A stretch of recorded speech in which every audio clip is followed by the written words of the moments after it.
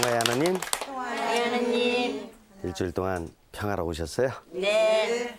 그래요. 오늘 또 우리 평화스러운 마음으로 이렇게 한 시간 공부하도록 하죠. 자, 시작 기도하겠습니다.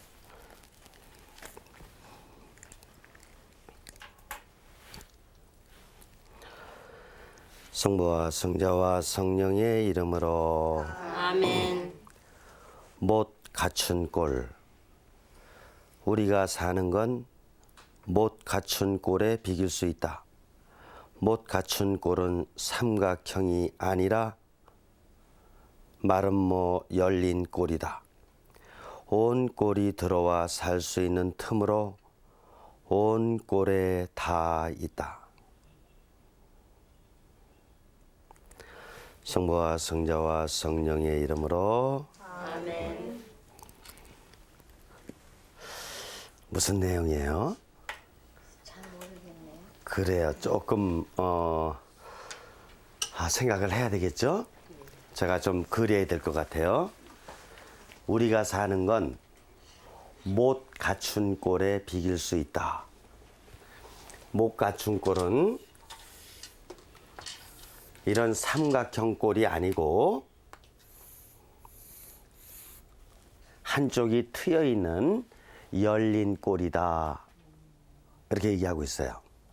그래서 이 열린 꼴 안에는 삼각형도 들어올 수 있고 또 사각형, 정사각형, 직사각형, 별꼴 어느 꼴이나 다 들어올 수 있을 열린 꼴이다 라는 것이에요. 우리는 지금 완성된 존재가 아니죠. 우리가 완성되기 위해서는 갖춘 꼴인 우리 삼위일체 하느님도 우리 내면에 받아들일 수 있어야 하겠고, 그리고 이 세상에 많은 꼴들이 있습니다. 우리 인간들이 다 나름대로 다양한 꼴을 가지고 있어요. 또 세상 만물도 다양한 꼴을 가지고 있죠. 이런 모든 세상의 꼴들이 내 안에 들어오게 되고 내가 이것을 잘 종합하고 잘 융화시키면서 이렇게 삶살이를 살아가는 것이 인생이다. 이렇게 저자는 표현하고 있다고 봅니다. 이해가 되셔요, 이제? 네. 그래요.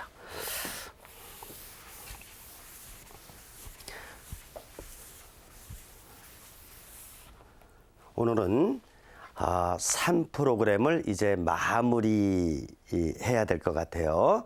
3. 생명의 귀를 기울이라 라는 프로그램이었죠. 우리는 형성의 장에서 인생을 살고 있습니다. 형성의 장을 어떻게 말씀드렸냐면은 중심에 형성하는 신적 신비 삼위일체 하느님께서 계시고, 그리고 내가 있고, 그 다음에 이웃이 있고, 그 다음에 직접 만날 수 있는 상황이 있고, 좀 더 넓은 차원의 세계가 있다고 말씀드렸고, 이 모든 것들 늘 give and take의 관계에 있다라고 말씀을 드렸습니다.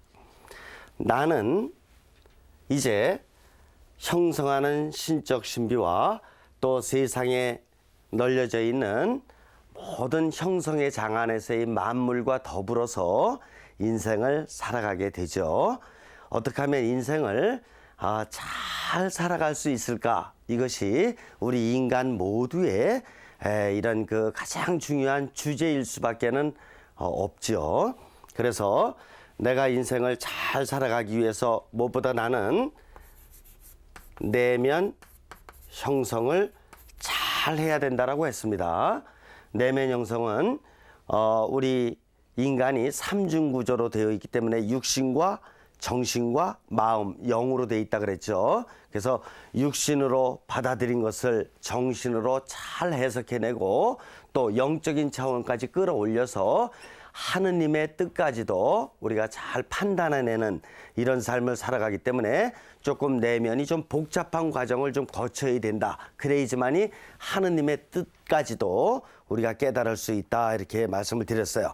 그러므로 해서 내면 형성을 잘해야 되고 이웃과의 관계에 있어서는 상호 형성을 잘해야 된다라고 했습니다. 늘 상호적인 관계다. 일방적으로다가 내가 이렇게 그 자녀라든가 학생이라든가 막 주입하고 이러는 게 아니라 늘 이렇게 서로 간에는 배울 것이 있는, 서로 간에는 에너지를 줄 것이 있는 이런 상호 교환적인 관계다 말씀드렸고, 또 주어진 상황에서 상황 형성을 잘해야 된다라고 말씀드렸는데, 상황 형성은 특별히 세 가지로 나누어서 생각할 수 있다 그랬습니다. 어느 장소를 가거나 또 어느 사물을 대하거나 또 어떤 사건을 직면하거나 우리가 이런 상황에서 아주 유연하게 아주 여유 있게 이런 형성적으로 잘 적응할 수 있는 것이 상황 형성이다 이렇게 말씀드렸고요. 세계 형성은 상황 형성보다 조금은 더 넓은 차원으로 생각하시면 되는 것이죠. 그래서 세계 형성을 잘해야 된다. 그래서 구체적으로 이런 형성을 잘하기 위해서는 나름대로 우리가 가치관을 잘 갖고 있어야 된다고 했습니다. 그래서 심리학자들도 나름대로의 가치관을 많이 제시하고 있고 교육학자들도 제시하고 있고 또 종교에서도 나름대로의 가치관들을 다 제시하고 있어요. 근데 형성과학에서 제시하는 가치관은 조금 더 과학적인 차원에서 이렇게 제시하고자 하는 것이니까 잘 묵상하시면서 이해하시면은 큰 도움이 되리라고 봅니다.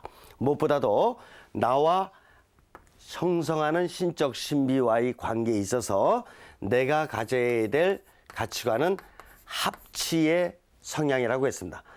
요거는 마음의 성향을 얘기하는 거예요. 육신적이라든가 정신적인 차원의 이런 습성을 얘기하는 게 아니라 마음의 차원에서의 성향을 얘기한다라고 말씀을 드렸어요. 늘 하느님의 뜻에 합치된 삶을 살아갈 수 있도록 내 뜻이 아닌 하느님의 뜻, 가장 중요한 것이잖아요. 그래서 내 뜻을 이렇게 좀 뒤로 물르고 하느님의 뜻을 받아들이는 이런 합치의 성향.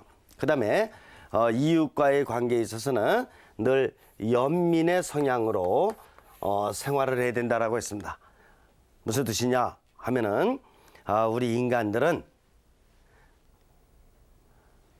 어느 누구나 나름대로 나약함이라는 부족함이라는 한계성이라는 이런 병을 가지고 있다 그랬어요. 아무리 건강한 것 같은 사람도 아무리 지식을 많이 갖고 또 부를 많이 가진 사람이라고 하더라도 나름대로의 한계성과 나약함이 있는 것이에요. 지금 당장은 안 드러날지 모르겠지만 제가 그래서 비유적으로 지난 시간에 여러 가지 비유로 설명을 해드렸는데 잘 묵상해 보시고요. 그래서 우리는 같이 동병상린이라는 나약함과 부족함이라는 이런 동병을 가지고 있어요. 같은 병을 가지고 있는 사람들이기 때문에 서로를 이렇게 상처 입은 병들은 이런 상태에 있는 사람들을 거기다 더 상처를 주고 더 병들게 하고 이렇게 더 고통스럽게 하고 이렇게 해서는 안 되고 늘 상대를 연민의 마음으로 상처를 치유해주고 또 일으켜주고 이렇게 이런 돌봄의 삶을 같이 살 수 있어야 된다. 이것이 바로 이웃에 가져야 될 연민의 성향이다 말씀드렸어요. 상황에서는 늘 융화의 성향을 가져야 된다고 했는데 융화라는 건 뭐냐 하면은 어떤 상황이 다가오든지 간에 조금 유연하고 조금 넉넉한 이런 마음을 갖는 것을 융화의 성향이라고 말씀드렸습니다. 그리고 세계를 향해서 역량을 발휘할 수 있어야 된다. 역량의 성향을 말씀드렸는데 이 영양이라는 것은 바로 합치와 융화와 연민의 삶을 살게 되면 자연히 참된 영양의 삶을 살아가게 됩니다.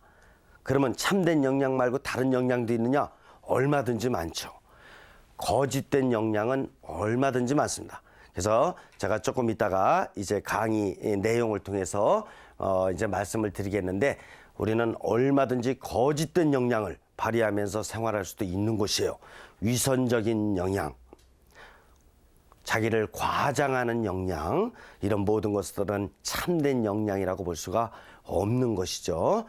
그래서 이런 삶을 살아갈 수 있을 적에 이제 중심에는 공명의 상태가 올 수 있다라고 했습니다. 콘소넌스.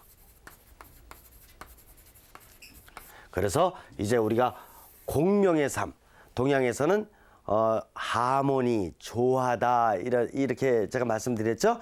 그러나 조화보다는 보다 더 생동감 넘치는 이런 용어로다가 지금 형성과학에서 사용하고 있고, 제가 저희 연구소에서 한국말로다가는 공명이라는 용어로 이렇게 받게 된 것입니다. 여기까지 이해가 되시죠? 네. 자, 이제 정리해 드렸고, 이제 다음 시간 또 이제 나가보죠. 오늘은 책의 44쪽을 펴보세요. 44쪽 5번을 보겠습니다. 우리 모두가 자신들의 매일의 일상생활들 한가운데서 하느님의 놀라운 은총을 필요로 하는, 거다 밑줄을 그으세요. 아직 다 끝나지 않은 창조물들이라는 것을 받아들여야. 우리 인생 안 끝났죠?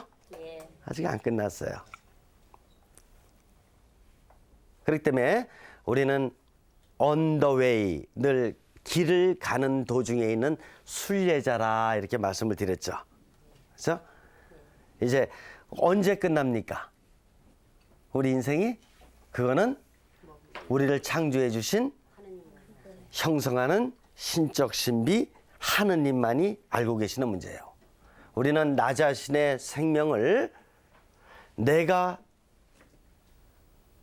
시작하거나 끝낼 수 없듯이 이웃의 생명도 마찬가지예요. 그리고 지금 존재하고 있는 모든 인간들은 누구나 다 아직 끝나지 않은 삶의 도중에 있고, 그거는 뭘 뜻하는 거냐? 얼마든지 좋은 삶으로 변화될 가능성도 있고, 또 사실은 잘못된 삶으로 변화될 가능성도 있는 것입니다. 그렇기 때문에 우리는 나 자신이나 이웃들에 대해서 늘 형성적인, 늘 하느님의 모상을 닮아가는 쪽으로 생을 끝까지 달려가야 된다, 이렇게 보는 것이에요. 자, 조금 더 보죠. 밑에서 한 10번째 줄. 우리는 어떤 때에는 공명의 요소들을 올바르게 적용하는 데 성공하고, 또 어떤 때는 우리 자신 실패한다. 이해가 되시죠? 네. 자, 공명의 삶을 살아가는 데 있어서 어떤 때는 내가 하느님의 뜻에 합치하는 데 성공할 수도 있고 실패할 수도 있어요. 어떤 때는 이웃을 연민스럽게 봐주면서 이웃의 아픔을 돌보고 상처를 싸매주고 이런 일을 할 수도 있지만, 이웃을 좀 깎아내릴 때도 있어요, 없어요? 있어요. 이웃의 표정을 좀 찌그러뜨릴 때도 있어요, 없어요? 있어요. 그래요. 그런 것은 성공하는 삶이 아니에요. 어떤 때는 아주 부드럽고 유연하게 상황에 대처할 때도 있지만, 어떤 때는 상당히 격할 때도 이슈 없이요. 있어요. 그래서 참된 역량을 발휘할 때도 있지만, 그렇지 않고 잘못된 역량을 발휘할 때도 있는 것이다. 자, 좀 더 보자. 우리는 제약되어 있기 때문에 우리 자신이 해야 할 것이 무엇이고 가야 할 곳이 어디이고 해야 할 말이 무엇인지에 대한 우리 자신의 판단을 언제나 신뢰할 수 있는 것은 아니다. 하느님의 부름에 순명하는 우리의 힘을 침식하는 것은 바로 오만 형태이다. 오만 형태에다 밑줄을 그으세요. 자, 지금까지 인생을 살아오면서 내가 가야 할 곳이 어디이고 내가 해야 할 일이 무엇이고 이것을 내가 하느님의 뜻 안에서 비춰놓고 봤을 적에 정말 100%다 완전하게 했다라고 생각할 수 있어요? 없어요. 그렇지 않죠. 부족했던 적이 많죠. 그러면 그 부족했던 때를 갖다가 잘 묵상을 해보면은 뭐 때문에 그러냐 하면은 내 안에 오만의 모습이 있기 때문에 그렇다 이겁니다. 나 자신을 위하고자 하는 너무나 나 중심적인 이런 것도 있을 수 있고 또 가정 안에서 놓고 본다면 가정 이기주의. 옆 가정은 별로 생각하지 않고 내 가정만 너무 많이 생기는. 외국에는 있잖아요. 이런 그 자선 문화가 참 많아요. 기부 문화도 많죠. 선진국에 기부 문화도 많은데 우리는 그런 것이 좀 약하죠. 내 가정을 잘 돌보고 가꾸는 거는 물론 1차적으로 중요해요. 그러나 어느 정도 내 가정 잘 가꾸고 나면 이제 그 다음번부터는 이웃의 가정들, 사회까지도 잘 볼 수 있어야지 좋죠. 그래서 이렇게 선진국 같은 데서는 이제 열심히 인생을 살아서 아주 좋은 일을 다 하고 이렇게 잘 쓰고 그러고 나서 남는 돈을 갖다가 사회에 기부하는 또 이렇게 종교는 역시 좋은 일을 많이 하니까 가톨릭 같은 경우에는 지금 세계적인 차원에서 교황청을 중심으로 해서 사실 좋은 일을 많이 하죠. 그러니까 이런 교회에 기증하는 이런 경우도 있어요, 없어요? 있어요. 많이 있습니다. 근데 우리나라는 그런 힘들이 좀 약하지만 앞으로 나가는 이런 가정 이기주의를 벗어나는 것도 상당히 좋은 일이다. 이렇게 볼 수가 있습니다. 그래서 여러 가지 모양으로 지역 이기주의 또 엘리트 의식을 가진 어떤 그 인류 대학의 어떤 집단의 어떤 그런 이기주의 이런 여러 가지 요소들이 바로 저는 합치와 융화와 연민과 영양이라는 마음의 성향을 따라서 조금 변화될 수 있다면은 오히려 이런 이기주의적이면은 이런 오만 형태는 좀 줄어들고 보다 더 형성적인 좋은 형태를 일구어 나갈 수 있는 이런 개인, 가정 또 이런 학교, 이런 지역, 이런 사회에 어떤 그 좋은 빛이 펼쳐져 나갈 수 있겠다. 이렇게 볼 수가 있습니다. 좀 더 보죠. 밑에서 네 번째 줄, 오만 형태는 마음의 저공명적 성향들의 거다 밑줄을 그으세요. 귀 기울이는 우리의 능력을 차단한다. 그래서 오만 형태는 뭐냐? 사실 나의 마음에서는 내 마음에서는 하느님의 뜻에 합치하고 싶어요. 이웃도 연민스럽게 상황에도 아주 융화스럽게 참된 영향을 발휘하면서 살고 싶은데 오만 형태는 바로 하느님께서 원하시는 바로 이런 마음의 좋은 성향들을 살아가려고 하는데 거기 그 길을 막아버린다. 차단시킨다 이겁니다.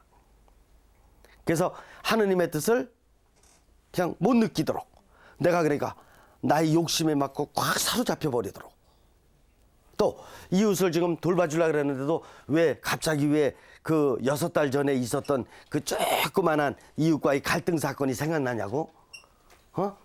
근데 그런 걸 갖다가 그런 것이 생각났다고 하더라도 딱 젖혀두고 그 다음에 연민 나가야 되는데 그걸 못 나가도록 6달 전에 있었던 그 쬐끄만한 사건이 생각나가지고 바로 연민을 실천하지 못한다면 그런 것이 바로 나의 오만의 모습이다. 오만 형태의 여러 가지 모습인데 비교행위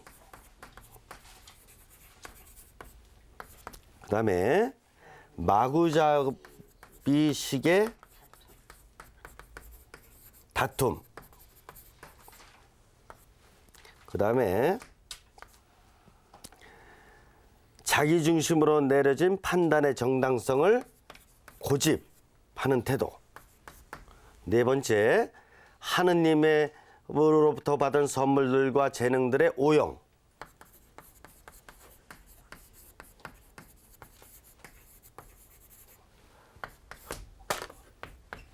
오만 형태는 바로 이런 걸 뜻한다 이겁니다. 이런 것이 우리들의 매일의 일상생활 안에서 얼마든지 나타날 수 있다 이겁니다. 사실 여러분들 내 가정을 이웃 가정과 비교하는 거 있을 수 있죠. 내 자녀를 이웃의 자녀하고 비교해 보는 거 뭐 해볼 수 있는 거죠. 비교행위. 성서적으로 다 조금 생각해 보면은 카인과 아벨의 사건 금방 기억하실 수 있죠? 네. 카인도 하느님께 예물을 드렸고 또 아벨도 드렸어요. 근데 하느님께서는 아벨의 제물은 아주 기꺼이 받아주셨지만 카인의 제물은 어떻게 됐습니까? 아주 기분을 조금 이렇게 기분 좋지 않게 이렇게 느끼셨던 거죠. 그때 바로 카인이 비교를 하는 거예요. 내가 바친 제물과 동생이 바친 제물과 하느님께서 어떻게 받아들이는가 이걸 비교를 하는 거예요. 비교하고 그러면서 결국 동생을 죽이기까지 하죠. 이런 비교 행위는 참 나쁜 것이에요. 그리고 비교를 당하면은 여러분들도 누구랑 이렇게 비교 당하면은 기분이 어때요? 안 좋죠. 하느님께서는 우리를 창조해 주실 적에 아주 고유하게 유일한 존재로 유일무이한 존재로 나름대로 당신의 뜻이 있어서 이렇게 창조해 주신 거거든요. 근데 그걸 갖다가 비교를 하는 거야. 그거는 아주 오만 중에서도 아주 잘못된 형태다. 이렇게 볼 수가 있습니다. 요즘에 우리 자녀들에게는 그런 문제까지도 드러나요. 우리 집은 아파트 몇 평이다. 우리 집은 차가 뭐다. 말이야. 이렇게 자꾸 이렇게 외적인 모습. 이런 거 비교하는 거, 이런 거 같은 거는 우리가 모범을 잘 보여서 우리 청소년들이 따라가지 않도록 이렇게 잘 인도해야 할 것입니다. 또 마구잡이식의 다툼. 이것도 얼마든지 비유가 많아요. 부부싸움도 이렇게 할 적에 보면은 처음에는 아주 조그만 문제로 시작되는데 나중에 요것이 어떻게 됩니까? 서로 간에 막 자존심까지 건드리는 아주 옛날 얘기까지 다 끄집어내서 도대체가 그냥 진흙탕이야, 진흙탕. 그냥 마구잡이식이야. 이런 다툼하는 경우 있을 수 있죠. 그렇죠? 그리고 우리나라의 그 역사 안에서도 놓고 보면 있잖아요. 이렇게 당파 싸움 했던 거 우리가 역사에서 뭐 잘 공부했어요. 그죠? 이시조선 시대 때도 말년에 그냥 얼마나 당파 싸움이 심했는지. 지도자들인데 오늘날도 당파 싸움 좀 없었으면 좋겠어. 근데 정당한 거를 정당하게 얘기하는 것은 얼마든지 그거는 발언해야 되고 또 이렇게 토론을 해야 되고 이렇게 해야 됩니다. 그러나 여기서 문제하는 것은 뭐냐면은 마구잡이식의 다툼이라는 것이에요. 이제 개인적인 어떤 인격이라든가 소신이라든가 이런 것도 다 그냥 눈치 보면서 드러내지도 못하고 그냥 당의 이념 뭐 이런 것만 가지고 무조건 대고 막 그냥 이렇게 편갈라서 싸마듯이 하는 이런 모습은 우리 그 자녀들을 위해서라도 후손들을 위해서라도 우리가 다시 한번 반성하면서 이렇게 정말 나라의 지도자들답게 반성할 때는 철저히 반성하고 우리들의 인격을 다시 한번 들여다보고 그리고 국민들 앞에 진짜 바른 어떤 이런 지도자적 모습으로 이렇게 보여줄 수 있어야 된다. 이렇게 보는 것이에요. 바로 그런 문제들이 지도자들 안에서 그 다툼들이 일어나게 되면은 그런 여파가 우리 국민들에게 얼마나 많이 미치는지를 생각해서라도 신중해야 된다. 이렇게 보는 것입니다. 이거는 성서 안에서도 얼마든지 있었어요. 제가 조금 비유를 들어드릴까요? 특별히 왕권 시대에 보면 있잖아요. 얼마나 마구잡이식의 이 다툼이 많았는가 하면은 사울, 다윗, 솔로몬 왕이 이제 끝나고 그 시대가 끝나고 나라가 남북으로 갈라지잖아요. 그때부터 서로 왕권 다툼을 위해서 얼마나 마구잡이식의 이 다툼이 있는지 모릅니다. 그래서 보면은 이제 북부 왕국의 나답 왕은 1년도 채 못하고, 바하사 왕도 몇 년 못하고, 엘라도 1년도 못하고, 지므리 왕은 7일밖에 왕노를 못하고, 그 다음에 오므리 왕도 몇 년 못하고, 이래가면서 계속해서 왕권 다툼을 위해서 인정사정 없이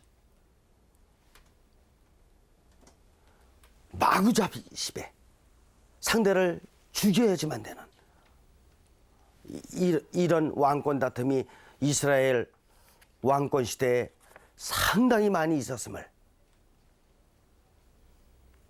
우리가 반성해야 됩니다. 그래, 좀 더 보죠. 그 다음에 자기 중심으로 내려진 판단의 정당성을 고집하는 태도. 이게 안 되죠. 내 생각 너무 고집하면 안 되죠.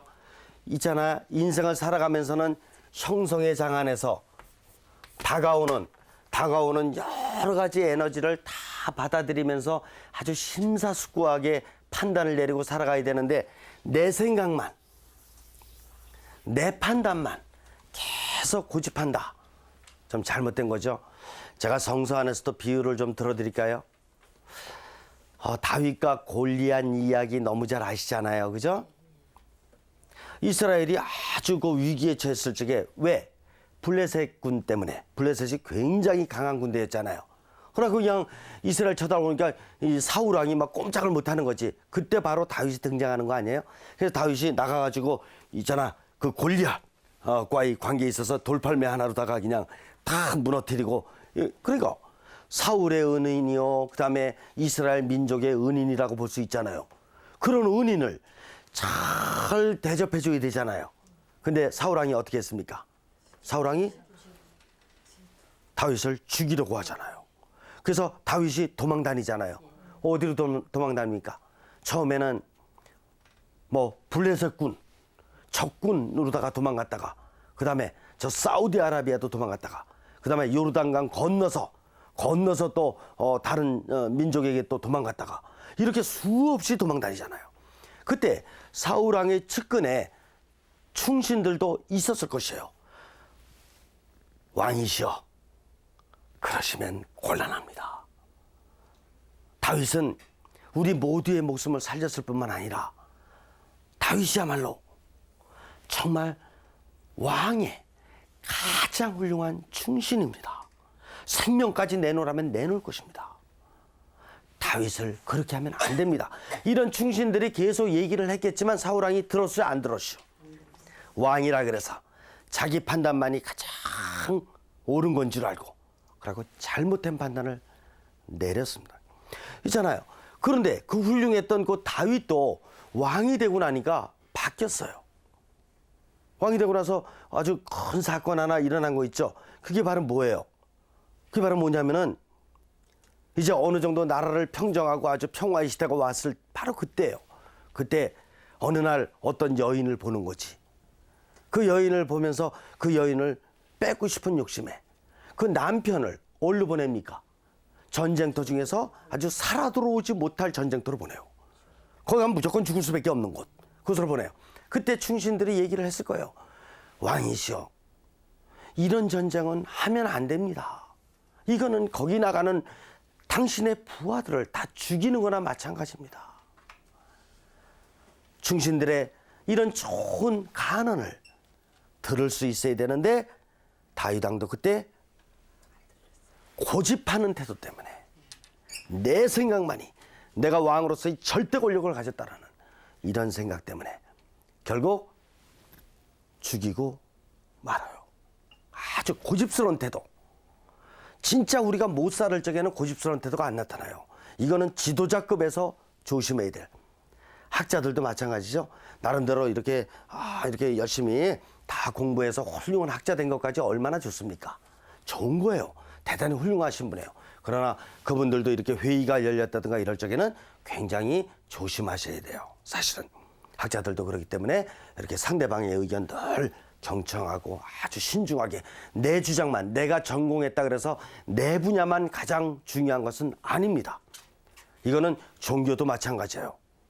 종교도 제2차 바티칸 공회 이후로다가 우리 그리스도교는 이제 세계의 모든 종교를 향해서 문을 열고 정말 같이 좋은 힘을 협력해서 더더군다나 종교를 갖지 않은 비종교인들까지도 선인과 은인들과 우리가 힘을 합쳐서 좋은 세상 건설해 나갈 것을 이렇게 공회의 교부들로부터 우리는 많이 배웠습니다. 이런 좋은 정신. 그렇지 않고 말이야 우리 그리스도교만 아주 그냥 치고 다른 종교는 막 무시해도 되고 막 이런 식으로다가 상대방을 이렇게 낮추이 보면서 협력하려 그러기보다는 낮추이 보고 이렇게 그런 식으로다가 이렇게 하는 태도 같은 거는 그거는 아주 고집스럽고 정말 잘못된 이런 그 판단이라고 보지 않을 수밖에 없을 것입니다. 또 하느님으로부터 받은 선물들과 재능들의 오용, 이건 너무나 많습니다.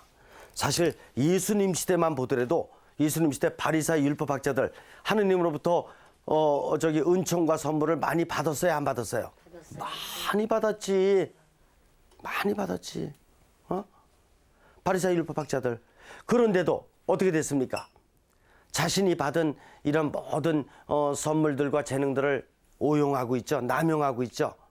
그래가지고 자신들이 말이야 하느님께서는 모세 시대부터 해가지고 십계명이라는 아주 좋은 계명 주셔서 하느님 사랑과 이웃 사랑을 잘할 수 있도록 해줬는데 이거는 웬 자기들이 막 그냥 지키지도 못할 율법 조항들을 613가지나 만들어 놓고 그러고 나서 그걸 지키라고 강요를 하니까 그 지킬 수 있시오 없시오? 없시오. 못 지켜요. 못 지키니까 매일 바리새 율법학자들 앞에서는 그냥 매일 이렇게 조아릴 수밖에 없고 주의식을 느낄 수밖에 없고 그렇지만 사실은 바리새 율법학자들도 자기들도 지킵니까? 못 지킵니까? 못 지키잖아요. 그러니까 지도자가 지도자 잡지 못한 거잖아요. 백성들을 편안하게 해주고 이렇게 백성들을 이렇게 사기를 일으켜주고 이렇게 하는 지도자 역할을 해야 되는데 오히려 그 하느님께서 주시지도 않은 거 인간적인 머리로다가 자신들의 권위나 유지하려고 많은 율법조항 만들어 놓고 막 강요하고 이러는 거는 분명히 바리새 율법학자라는 아주 당시 이스라엘 민족이 아주 지도자적 위치에 있었지만은 사실은 모든 하느님의 은총을 남용하고 오용하고 있는 이런 모습들이라고 아니할 수가 없는 것입니다. 이런 것이 바로 뭐냐? 프라이드 폼. 이것이 인간이 얼마든지 가질 수 있는 오만 형태다. 그래서 우리는 이런 것 같은 것을 우리 자신 또 가정 안에서부터 직장에서 그리고 이렇게 지도자 위치에 오르기까지 우리가 굉장히 신중하게 생각하면서 오만 형태의 삶을 살아가지 않도록 이렇게 노력을 해야 할 것입니다. 그 다음에 45쪽의 두 번째 줄. 귀 기울이는 우리의 힘들이 비록 오만 형태의 혼동시키는 목소리에 의해서 장애를 겪게 된다고 하더라도 하느님은 우리에게 거기다 밑줄을 그으세요. 변혁될 수 있는 기회를 마련해 주신다. 그리스도는 성령의 힘을 통해서 우리에게 불공명적인 것들에서 풀려나서 우리에게 새로운 삶을 가져다 주는 것에 거기다 밑줄을 그으세요. 귀 기울일 수 있는 방법을 드러내 보이신다. 그래서 우리가 간혹 오만의 삶에 떨어지지만 하느님께서는 늘 우리를 다시 공명의 삶으로 이끌어 드린다 이게요. 그래서 여러 가지 방법을 선택하시는데 그 방법이 뭐냐? 우리가 귀만 기울이면 깨달을 수 있는 그런 방법입니다. 뭐냐? 바오로야, 너 저기 내 뜻 옆으로다 확 조금 제껴놓고 그리고 네 뜻대로 했지. 항상 내 뜻을 생각해야 되는 거야. 내 뜻에 합치할 수 있어야 되는 거야. 너 이웃 조금 무시하고 생활했지? 있잖아. 그 이웃도 지금 상처받은 사람이고 병을 앓고 있는 사람이야. 병 앓고 있는 사람에게 또 이렇게 상처를 주면 못 쓰는 거야. 이웃을 돌봐야 되는 거야. 가서 용서 청하고 그러고 나서 다시 잘 우리 살아갈 수 있도록 하자. 이렇게 해야 되는 거야. 너 이 상황에서도 물건 때문에 너 욕심 부렸지? 그렇게 욕심내면 못 쓰는 거야. 욕심은 한이 없는 거야. 그래서 너 물건 있잖아. 욕심내면서 살았던 거, 그거 성당에 가보면은 사회복지 분과가 있어. 가서 있잖아. 어려운 사람 조금 나눠줘.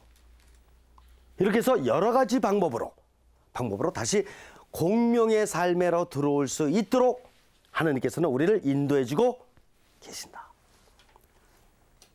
이거를 역사에서는 양심의 소리다.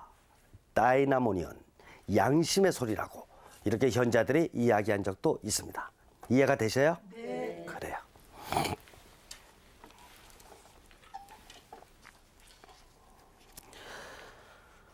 자, 밑에서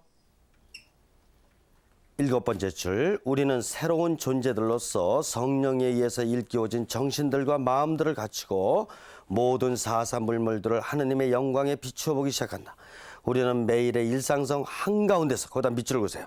매일의 일상성 한가운데서 하느님의 목소리에 귀를 기울이게 된다. 그래서 하느님께서는 오만 형태에 빠져있는 나를 언제 일깨워 주시느냐 하면은 매일의 일상성에서 꼭 성체조배하는 시간이라든가 성서를 읽는 시간이라든가 미사 참여하는 시간에만 아니고, 물론 그런 시간은 1급으로 중요해요. 1급으로 우리에게 좋은 방법을 가르쳐 주셔요. 그러나 그 시간이 아니라고 하더라도 매일의 일상성 가운데, 어떤 때는 길을 걷다가 어떤 때는 설거지하다가, 이해가 되십니까? 네. 그래서 매일의 일상성 가운데서 그분께서는 계속해서 우리에게 좋은 지시들을 전달해 주고 있으니까 우리는 귀를 잘 기울이고 있어야 한다. 그래야지 하느님께서 주시는 그 방법을 깨우칠 수가 있게 된다. 이게 봅니다. 우리는 삶의 모든 것에 대해서, 거기다 밑줄을 그으세요. 삶의 모든 것에 대해서 감사하기 시작한다. 우리는 우리의 형성의 장안에서 발생하는 모든 것들을 공명애로의 부름으로 하느님과 더불은 일치 결합과 다른 사람들과 더불은 친교 가운데서 살려는 부름으로 파악하기 시작한다. 자, 모든 것에 대해서 감사하기 시작한다. 이거는 있잖아요. 정신적인 차원에서는 불가능해요. 마음의 차원에서만이, 영적인 차원에서만이 가능한 거예요. 어떻게? 저 따라서 해보시죠. 합치, 융화, 연민, 영양, 공명의 삶을 살게 되면은 이제 마음의 차원에서 모든 것이 종합된 삶이기 때문에 그때는 어떻게 되는 것입니까? 이제 만사가 다 감사해야 될 일이다. 바울 사도의 말씀 생각나시죠? 어느 처지에서든지 감사하십시오. 바울 사도가 얼마나 영적인 분이셨던가를 이해할 수 있죠? 네. 그래요. 자,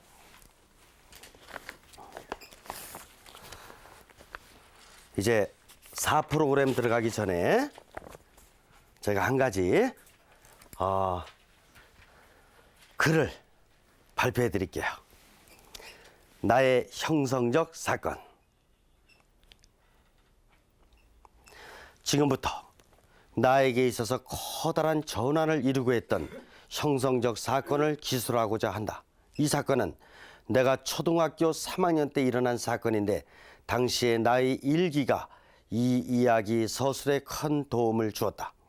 이 형성적 사건은 1986년 6월경부터 시작하여 9월 3일을 전후하여 끝나고 그 영향은 이후 나에게 지속적으로 발생하였다. 일례로 중학생 때의 한 친구의 사귐을 통해서 그 형성적 사건이 나에게 준 변화를 확신하게 되었음을 들 수 있다. 요약하면 이 글은 초등학교 3학년 때까지 시읍을 발음하지 못해서 폐쇄적이었던 내가 주위의 도움과 노력으로 시읍 발음이 가능해지게 된 사건이며, 이 형성적 사건은 나로 하여금 자신감을 갖도록 해준 사건임을 말하고 있다. 사건 1. 초등학교 3학년 때까지 나는 시읍 발음을 하지 못하였다. 이것은 나에게 그야말로 치명적인 상처를 안겨준 단점이라고 생각했다. 나는 내 발음을 의식해서 평소에도 별로 말이 없었고 나를 이해해주는 몇몇 친구들하고만 사귀었다. 친구들을 부를 때에도 시읍 발음이 있는 이름을 가진 친구들에게는 가능한 이름을 부르지 않았다. 병원에서는 정상이라는 이야기를 들었지만 부모님께서는 나를 특수학교에 보내야 하지 않을까 걱정도 하셨다. 이러한 나는 학교에서 특히 책 읽는 시간이 가장 괴로웠다. 선생님을 부를 때에도 어행님이라고 불렀던 나에게 1986년 6월 18일 수요일에 책 읽기의 시간이 돌아왔다. 가을이면 낙엽들이 우우 떨어집니다. 라고 읽는 그 순간 교실은 킥킥거리는 소리가 여기저기서 나왔고 나는 더 이상 책을 읽을 수 없었다. 그리고 고개를 떨군 채 눈물이 떨어지기 시작했다. 그때 나의 마음은 창피함으로 가득했고 무척 당황스러웠다. 쉬는 시간에 선생님께서 나를 교무실로 조용히 데려가셔서 위로를 해주셨지만 오히려 더욱 수치감을 가지게 했다. 다른 아이들과 같지 않다는 소외감과 이렇게 말도 못하는 나를 놀리는 친구들에 대한 미움이 가득한 채 집에 돌아오면서 집 앞에 있는 성당에 들어갔다. 그리고 소리내어 울면서 하느님을 원망했었다. 동시에 간절한 마음으로 시읍 발음을 할 수 있게 해달라고 기도를 했었다. 이 사건 이후 나는 더욱 더 내 안으로 숨게 되었고 여름방학에 있었던 첫 영성제 교리마저도 나는 빠지게 되었다. 당시 나는 어린이 미사 때에도 거의 말을 하지 않았고 노래도 부르기를 싫어했기에 마음속으로 하느님께 기도를 많이 했었다. 특히 내 시읍 발음은 제일 첫 번째 주제였고 다른 아이들처럼 말을 할 수 있게 해달라고 항상 청하였다. 사건 2. 여름방학이 끝나고 두려운 학교에 다시 돌아간 나는 새로운 상황에 처하게 되었다. 8월 27일부터 9월 3일까지 하루도 쉬지 않고 매 시간에 선생님께서는 나에게 책 읽기를 시키셨다. 시읍 발음이 안 될 때마다 나는 뛰쳐나오고도 싶었지만 그럴 만한 용기조차 없었다. 어떤 날은 아예 학교에 가지 않으려고 꾀병도 부렸지만 교육열이 대단하셨던 나의 어머니께는 통하지 않았으므로 무거운 발걸음으로 학교에 가기도 여러 번이었다. 처음 3, 4일 동안에는 같은 반 아이들이 여전히 킥킥거리고 놀리기도 하였지만 서서히 나의 특별한 시읍 발음에 익숙해지기 시작하였다. 그런데 나의 형성적 사건의 전환은 바로 9월 3일 수요일에 발생했다. 그날 아침 나는 학교에 지각을 하게 되었는데 헐레벌떡 교실로 뛰어들어가서 자리에 앉자마자 선생님께서는 나에게 책 읽기를 시키셨다. 그 책은 도덕책이었는데 나는 가쁜 숨을 몰아쉬면서 읽기 시작했다. 수박밭에 놀러간 아이들은 수박을 서리하려고 하였습니다. 그 순간 나는 나의 귀를 의심했다. 반 친구들 역시 놀란 눈으로 모두 나를 쳐다봤고 선생님께서는 다시 읽어보라고 하셨다. 수박밭에 놀러간 아이들은 수박을 서리하려고 하였습니다. 역시 시읍 발음이 거의 정확하게 이루어졌다. 가슴이 콩콩 뛰었다.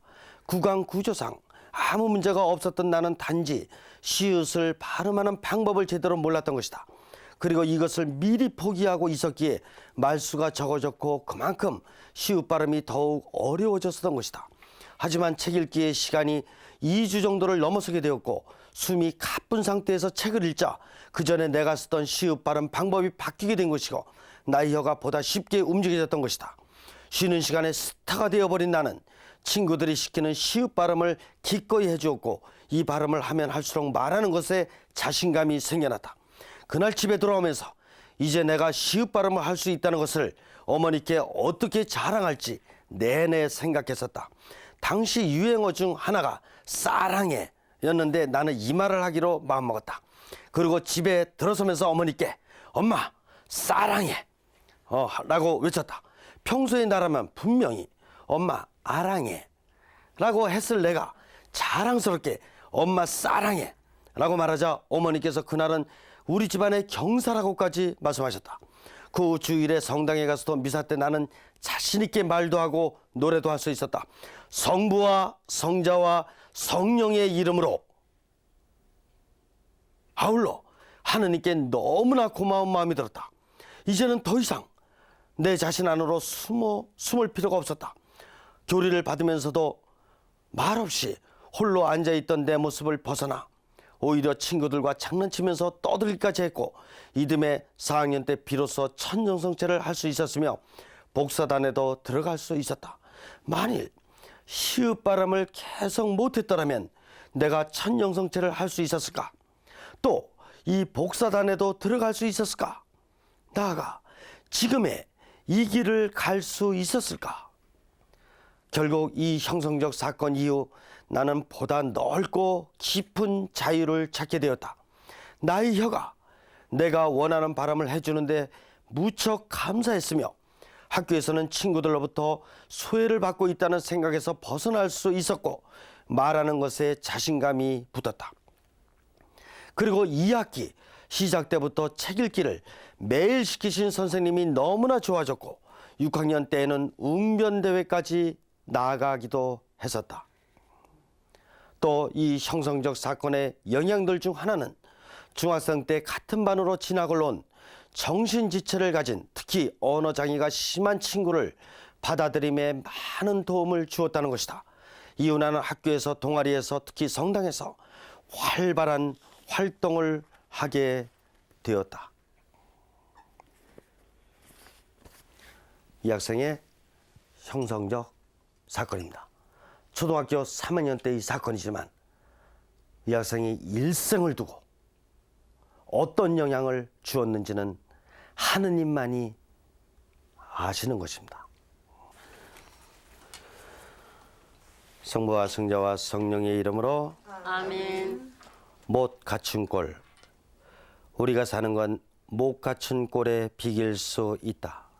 못 갖춘 꼴은 삼각형이 아니라 마름모 열린 꼴이다. 온 꼴이 들어와 살 수 있는 틈으로 온 꼴에 다 있다. 영광이 성부와 성자와 성령께, 성과 진리와 항상 영원히 아멘. 성부와 성자와 성령의 이름으로 아멘. 수고하셨습니다.